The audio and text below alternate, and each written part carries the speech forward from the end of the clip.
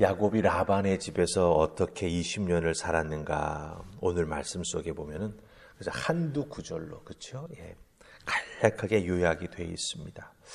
그 20년의 야곱의 삶 어찌 보면 고난의 삶이었고 손해보는 삶이었던 것 같다라는 생각이 들 수도 있지요.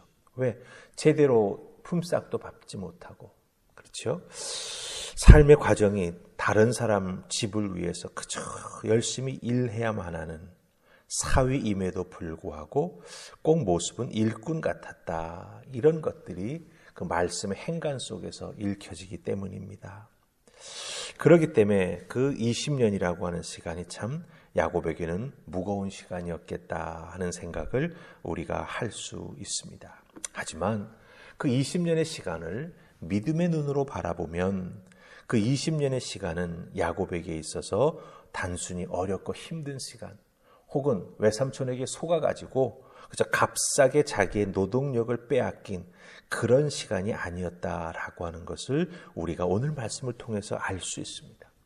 야곱 자신도 고백하는 것이 오늘 말씀 속에 담겨져 있지요. 즉, 이 20년은 야곱을 바꾸는 시간이었다라고 하는 것입니다. 성격이 바뀌었고 삶을 바라보는 안목이 바뀌었고 더군다나 가장 중요한 것은 기다릴 줄 아는 인내할 줄 아는 야곱의 모습이 만들어졌다라고 하는 것이죠. 왜 그렇습니까? 야곱은 지고는 못 사는 사람이었어요. 절대로 2등을 하기는 것을 견뎌내지 못하는 성격이었습니다. 그렇기 때문에 어머니 태중에서 10달을 채우고 나올 때 쌍둥이로 태어날 때 자기보다 앞서 나가는 형의 발뒤꿈치를 붙잡고 태어나지 않습니까? 예, 그만큼 본능적으로 지고는 못 사는 성격의 소유자였습니다. 하지만 인생의 여러 가지 사건을 겪으면서 그렇죠? 아버지를 떠나야 했고 집을 떠나야 했고 여기까지 오게 되었다라고 하는 것이죠. 그렇다고 한다면 그 20년 전 야곱의 모습 그 모습과 지금 야곱의 모습을 비교해 보자면 그 20년의 시간을 통해서 하나님은 야곱을 만지셨습니다. 어떻게 만지셨습니까? 하나님의 목적이 이끌어가는 삶을 살아갈 수 있도록 야곱의 삶을, 야곱의 성격을, 야곱의 마음을 하나님께서 만져주셨다라고 하는 거죠. 그래서 하나님의 목적이 이끄는 삶, 바로 아브라함의 하나님, 이삭의 하나님, 야곱의 하나님, 이 세 번째 믿음의 조상의 이름에 그 모습을 올려갈 수 있도록 하나님께서 야곱을 목적에 맞도록 다듬어 가시고 그 삶을 주장해 가셨다라고 하는 것입니다. 세상 사람들은 흔히 시간이 약이다라고 하는 말을 합니다. 시간이 지나가면 사람들은 망각하기 때문에 잊어버리게 된다라고 하는 거죠. 그 잊어버리게 되는 것이 해결되는 것으로 생각하는 경우가 있는 것 같습니다. 하지만 아니지요. 예, 시간이 흘러서 잊어버린 것 같지만 특별한 상황에 처하게 되면 사람의 기억은 되살아납니다. 그때 아팠던 마음이 갑자기 터져 올라오면서 눈물 흘리고 또다시 원망을 쏟아내는 그런 우리들의 모습을 보게 된다라고 하는 것이죠. 그렇기 때문에 시간이 약은 아닌 것 같습니다. 그렇다고 한다면 야곱의 인생이 20년 만에 이렇게 변할 수 있었던 것처럼 우리들의 부족함과 우리들의 연약함 또 우리들 마음속에 상처로 남아있는 것들이 정말 치유되기 위해서는 어떻게 해야 될까? 오늘 말씀 속에서 그 단초를 좀 우리가 찾아보십시다. 그것에 대한 분명한 해답을 우리가 다 얻을 수 있는 건 아니지만 여기에서 보면 우리가 깊이 믿음으로 참 내 것으로 만들고 그것을 붙잡고 나아가야 될 귀한 말씀이 담겨져 있는 것을 보게 됩니다. 자, 우리 40절 말씀 보십시다. 40절 찾으셨습니까? 우리 같이 읽습니다. 자, 시작. 내가 이와 같이 낮에는 더위와 밤에는 추위를 무릅쓰고 눈붙일 겨를도 없이 지냈나이다. 아멘. 20년을 밤낮을 가리지 않고 열심히 일했다라고 하는 것이죠. 특별히 목자이기에 밖에서 생활하는 경우가 참 많았다라고 하는 것을 야곱은 여기에서 말하고 있습니다. 근데 여러분 여기서 우리가 눈여겨보아야 될 것이 두 가지입니다. 낮에는 더위와 밤에는 추위를 무릅쓰고 이 무릅쓰고라고 하는 단어 당연히 낮에는 사막이고 광야니까 덥지요. 밤에는 당연히 정말 뼛속을 뚫고 들어오는 추위가 있습니다. 근데 그 추위를 무릅쓰고라고 했어요. 무릅쓰고. 이 무릅쓰고라고 하는 히브리 단어는 무슨 뜻을 가지고 있냐면 먹다라고 하는 뜻을 가지고 있어요. 그러니까 무엇을 의미합니까? 야곱이 이 광야 벌판에서 양을 치느라고 그 낮의 더위와 밤의 추위를 먹어버렸다라고 하는 의미예요. 그러니까 맡은 바 책임을 감당해 나아가기 위해 그 낮에 더운 것, 밤에 추운 것 문제 삼지 않았다라고 하는 거예요. 근로 조건이 왜 이러냐, 왜 나를 이렇게 부당 대우하느냐, 이런 식으로 따지고 들지 않았다라고 하는 겁니다. 견디어냈고 이겨내면서 들판에서 양떼를 지켜나갔다라고 하는 거죠. 그 양떼를 지켜나가는 그 목자의 삶이 얼마나 고된 일인지를 잘 표현해주고 있다라고 하는 것입니다. 그런데 40절 끝부분에 보면 또 무슨 표현이 나옵니까? 내가 눈 붙일 겨를도 없이 지냈다, 이렇게 말합니다. 그럼 밤에 잠이라도 잘 잤냐? 아니라고 하는 거죠. 왜? 들판에서 양을 키울 때 맹수가 공격해 오지 않습니까? 그것을 지켜내기 위해 밤에도 쪽잠을 자면서 푹 잠을 자본 적이 없다라고 하는 거예요. 지켜내기 위해 무엇을? 그 가축의 생명을 지켜내기 위해 밤을 꼬박 세우는 일도 많이 있었다라고 야곱은 고백하고 있습니다. 이 고된 양치는 일은 야곱에게 있어서도 상당히 육체적으로 힘들고 고단한 일이었을 것입니다. 그런데 이것을 야곱이 어떻게 견뎌냈을까요?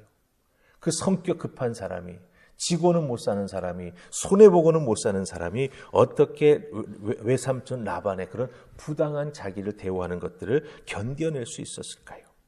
첫 번째는 하나님의 도우심이지요. 야곱의 삶에 있어서 전반부에 있어서는 그것이 분명하게 성경에는 표현되지 않습니다. 그러나 라반과의 문제가 탁 도드러지기 시작할 때 하나님께서 어떻게 하십니까? 라반을 찾아가시지 않습니까? 야곱에게 손대지 말라. 하나님께서 분명히 말씀하세요.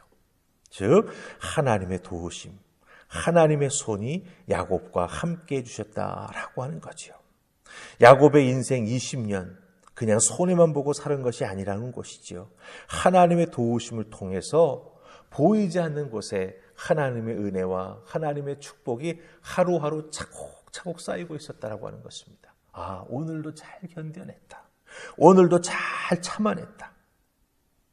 하나님께서 그런 야곱의 변화되는 모습, 견뎌되는 모습 하나하나 보시면서 그 야곱을 지키시고 야곱을 축복하시며 이끌어 주셨다라고 하는 거예요. 그럼 두 번째는 무엇 때문에 견뎌낼 수 있었을까요? 바로 사랑하는 가족들 때문이죠. 도망와서 가족을 이루지 않습니까? 그 가족만큼 귀한 게 어디 있겠습니까? 그래서 사랑하는 가족들, 또 하나님께서 허락해 주신 12명의 자녀들, 그것을 보면서 그 야곱은 그 어렵고 힘든 시기를 견뎌낼 수 있었다라고 하는 것입니다. 그 20년을 이겨낼 수 있었다라고 하는 거예요. 그런데 41절 보면은 이렇게 견뎌내는 야곱의 삶에 라반은 그 삶을 제대로 인정해 주지 않았습니다. 인정했다면 정당한 품삯을 주었을 것입니다. 그 품삯을 주지 않았기 때문에 떠나게 되었던 것이고, 떠나려는 과정 속에 이렇고 저렇고 하는 일들이 생겨서 라반이 야곱을 뒤쫓아와 가지고 지금 붙잡고 이것저것 따지고 있는 것이죠. 이렇게 분명히 어렵고 힘든 일을 견디어왔고 지금 라반과 대면하여 맞부딪히면서 야곱이 그 지나왔던 이야기들을 외삼촌 라반에게 다 쏟아내고 있다라고 하는 거예요. 근데 이 모습을 보면 여러분, 다른 때 같으면 야곱이 술수를 썼을 거예요. 외삼촌 라반을 속여 먹기 위해서 혹은 더 큰 것을 얻어가기 위해서 이 라반에게 무언가 술수를 썼을 수도 있습니다. 그런데 야곱이 바뀌었습니다. 그렇게 하지 않습니다. 자기가 느꼈던 감정을 숨김없이 다 이야기하죠. 이 모습을 보면 분명 야곱은 과거의 야곱이 아닙니다. 다른 사람이 되었습니다. 우리 42절 말씀 우리 같이 읽으십시다. 찾으셨습니까? 42절 같이 읽습니다. 시작. 우리 아버지의 하나님, 아브라함의 하나님, 곧 이삭이 경외하는 이가 나와 함께 계시지 아니하셨더라면 외삼촌께서 이제 나를 빈손으로 돌려보내셨으리라마니는 하나님이 내 고난과 내 손의 수고를 보시고 어젯밤에 외삼촌을 책망하셨나이다. 아멘. 예, 여기서 참 야곱이 지혜로운 말을 합니다. 하나님이 나와 함께 하셨기 때문에 야곱이 나를 빈손으로 하나님께서 나를 지켜주셨기 때문에 외삼촌께서 나를 빈손으로 돌려보내지 아니하십니다 라고 하는 고백을 하는 것을 보게 됩니다. 자, 야곱이 어떻게 이런 고백을 할 수가 있었을까요? 곰곰이 이 부분을 놓고 우리가 곱씹어 볼 필요가 있을 것 같습니다. 인생의 지혜를 담고 있는 시편의 말씀들이 참 많지요. 그 중에서 시편 119편, 성경에서 가장 긴 장이죠. 그 시편 119편 71절은 이렇게 말합니다. 고난당한 것이 내게 유익이라. 이렇게 말합니다. 이 말씀의 표현은 무엇을 의미합니까? 고난 자체가 유익하다라고 하는 의미가 아니지요. 하지만 고난을 통해서 배우게 되는 하나님의 율례, 시편에는 그것을 하나님의 율례라고 표현했습니다. 하나님의 마음, 하나님의 가르침, 그것이 유익하다라고 말해주고 있는 것이죠. 하나님의 마음, 하나님의 은혜는 고난을 통해 배울 수 있다라고 하는 거예요. 그 고난을 통해서 배우게 되는 하나님의 마음과 하나님의 은혜는 차원이 다른 깨달음을 우리에게 허락해 준다라고 하는 것입니다. 그래서 야곱은 이 고난의 시기 20년을 하나님이 나와 함께 해주시는 시기였다라고 하는 걸 깨달아 알고 뒤돌아보니 그 고난이 나로 하여금 하나님의 율례를 배우게 해주었구나. 하나님의 마음을 깨달아 알게 해주었고 하나님께서 나를 어떻게 쓰시려고 하는지 그 하나님의 목적을 내가 다시 한번 배우게 되었다. 이렇게 오늘 41절에서 고백하는 모습을 보게 됩니다. 인생의 고난을 겪으며 사실은 이 고난이라고 하는 단어가 큰 표현일 수도 있죠. 너무 무거워 보일 수도 있습니다. 그렇다면 좀 바꿔보십시다. 우리는 삶을 살면서 작고 큰 일을 겪습니다. 해결이 되기도 하고 해결이 안 되고 시간이 흘러가면서 잊어버리는 경우도 있죠. 하지만 오늘 시편 말씀 119편 71절의 말씀을 우리가 다시 한번 생각해 본다면 고난당한 것이 내게 유익이다. 예, 바로 그런 크고 작은 일들을 겪으면서 내가 변하게 된다라고 하는 것. 그리고 그 크고 작은 일들이 합력하여 분명히 내게 선한 영향력을 주었다라고 하는 것 우리가 다시 한번 깨달아 알게 됩니다. 이 야곱의 모습 속에 바로 우리의 모습이 있지요. 지고는 못 사는, 손해보고는 못 사는 여러 가지 모습들이 야곱과 우리가 이렇게 겹치는 것을 보게 됩니다. 그런데 그 야곱이 20년 기간 동안 변했습니다. 하나님이 만져주셨고 하나님이 또한 가르쳐 주셨기 때문이죠. 그 변화된 야곱이 이제 하나님의 도구로 온전히 쓰임받게 됩니다. 이 변화가 참으로 귀한 것 같습니다. 우리도 이런 귀한 믿음의 변화가 일어날 수 있도록 하나님 나를 만져주시고 또 내 인생에 일어나는 크고 작은 일들을 통해 하나님의 율례를 배울 수 있도록 그 크고 작은 일들이 내게 유익이 되게 하여 주시옵소서. 기도하며 나아가는 여러분들 다 되시기를 주님의 이름으로 축복합니다. 아멘. 우리 기도하겠습니다. 좋으신 하나님 감사합니다. 이 새벽 저희들을 주의 전으로 부르셔서 귀한 말씀 주시니 감사합니다. 20년 야곱이 속고 살았습니다. 아니 속이는 것을 알면서도 때로는 모르는 척하고 넘어가기도 했습니다.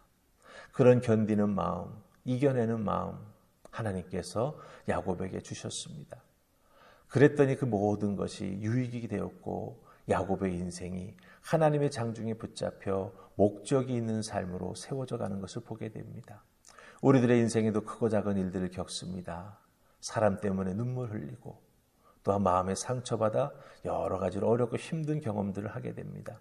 그러나 이겨내는 저희가 되게 하시고 특별히 그 고난이 우리에게 유익이 될 수 있도록 그 크고 작은 상처들이 우리들에게 유익이 될 수 있도록 믿음의 눈으로 바라보며 하나님의 도우심을 구하며 또한 성령님의 이끄심 속에서 그 모든 것들을 극복해 나아가는 우리 모두가 되게 하여 주시옵소서. 도우신 하나님이 오늘도 우리와 함께 해주셔서 우리들의 삶의 자리가 하나님의 율례를 깨닫는 귀한 은혜의 자리로 세워져 나아갈 것을 믿사옵고 예수님 이름으로 기도하옵나이다. 아멘.